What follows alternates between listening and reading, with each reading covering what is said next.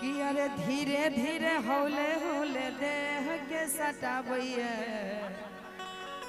अरे धीरे धीरे हौले हौले देह के सटाबैया कि है यो देवन बाबू हो देवना खलासी नहीं छे मरिया कि है यो देवन बाबू वहाँ के ढोलक धक्का मारैया।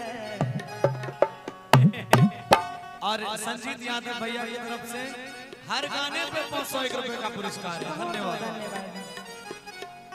अच्छा ठीक जेसीबी के मालिक हैं ना का भाई रविंद्र बाबू की कर बहुत बहुत धन्यवाद। नहीं भाई हमको जब चाहिए ओरिजिनल वाला चाहिए रखिए उसको मजाक नहीं कि धीरे धीरे हौले हौले देह के सटाबैया